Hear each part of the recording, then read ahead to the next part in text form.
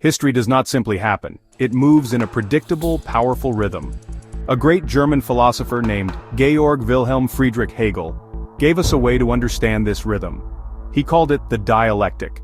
Think of it as a great conversation happening across centuries. This idea is built on 3 simple steps: thesis, antithesis, synthesis. The thesis is an existing idea or a prevailing state of affairs. It is the world as we know it. But no single idea or system is perfect. Every thesis eventually creates its own opposition. This opposition is the antithesis, a force that directly challenges the established order. The clash between the thesis and the antithesis is not just a simple argument, it is a powerful struggle that defines an era. It can be a war of ideas, a competition between economies, or even a direct military conflict. This tension cannot last forever. From this struggle, a new idea emerges. Hegel called this the synthesis. The synthesis is not a complete victory for one side over the other. Instead, it takes the most valuable parts from both the thesis and the antithesis. When we apply Hegel's dialectic to global politics, it becomes a powerful lens. It helps us see international relations not as a series of random events, but as a structured process of change. The thesis in this context is often a dominant world order.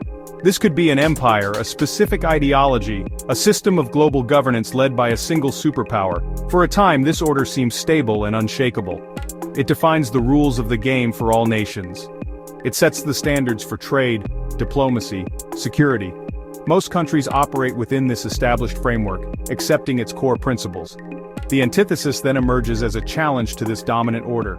This challenge can come from a rising power with a different vision for the world. It might be a new ideology that rejects the values of the established system.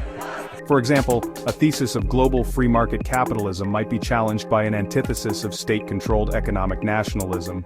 This opposition is not just a minor disagreement, it represents a fundamental conflict over how the world should be organized. This clash of ideas often spills over into real-world competition. The Cold War provides a perfect, large-scale example of the Hegelian dialectic in action. Following World War II, a bipolar world order emerged. The thesis was the Western Bloc, led by the United States. It was defined by liberal democracy, individual rights, free market capitalism. This system promoted international institutions like the United Nations, NATO. The West presented its ideology not just as one option among many, but as the universal path to freedom and prosperity. This was the dominant post-war establishment. The antithesis rose immediately and powerfully. It was the Eastern Bloc, led by the Soviet Union. This was a system built on a completely opposite set of ideas: communism, state control of the economy, the primacy of the collective over the individual. The Warsaw Pact was its military alliance. Its goal was to spread a worldwide socialist revolution. This was a direct and total challenge to the American-led thesis. For nearly half a century, this clash defined global politics. It was a struggle fought through proxy wars, an arms race, intense ideological competition on every continent. The end of the Cold War in 1991 with the collapse of the Soviet Union brought about a new synthesis. Today, we are living through the unraveling of that post-Cold War synthesis. The American-led unipolar order was the thesis for the last 3 decades and is now facing powerful challenges from multiple directions. These challenges represent the new antithesis. The most significant is the rise of China. China offers a different model: authoritarian capitalism. It has achieved rapid economic growth without Western-style democracy. It promotes institutions like the Belt and Road Initiative, building an alternative system of trade and influence that competes with the American-led order. At the same time, Russia's resurgence is another antithesis. Under Vladimir Putin, Russia seeks to reclaim great power status. It directly challenges NATO's eastward expansion. Russia sees that expansion as encroachment on its sphere of influence. Russia's actions in Georgia, Crimea, Ukraine are a forceful rejection of the post-Cold War security architecture. It's pushing back against rules set when it was weak. The central question: what kind of synthesis will emerge from this global confrontation? As the current thesis of a unipolar world clashes with the antithesis of rising and revisionist powers, we can begin to see the faint outlines of a new synthesis. It is unlikely to be a return to a simple bipolar world like the Cold War. The global economy is too interconnected for that. It is also unlikely to be a complete victory for China or Russia. They lack the broad ideological appeal or global alliance network the United States enjoyed. Instead, the most probable synthesis is a move toward a multipolar world order. This would be a world with several major power centers. In this emerging multipolar synthesis, United States, China, European Union. Other significant players, such as Russia, India, Brazil, regional powers in the Middle East would also carve out their own spheres of influence. This would be a much more complex and decentralized international system. Global governance would no longer be dictated by a single power, but would instead require constant negotiation and compromise among these major poles.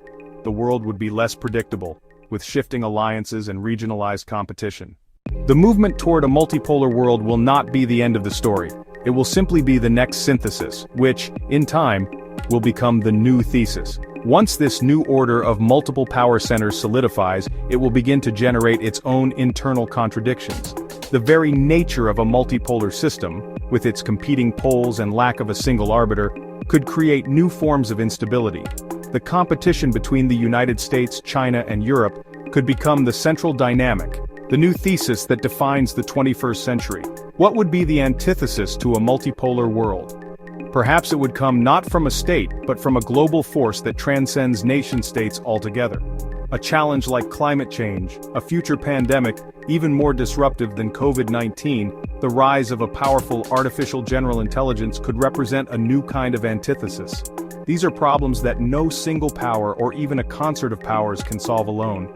They demand a level of global cooperation that a competitive multipolar system might be unable to deliver, creating a crisis that challenges the very idea of a world divided into competing poles. Alternatively, the antithesis could come from within the poles themselves.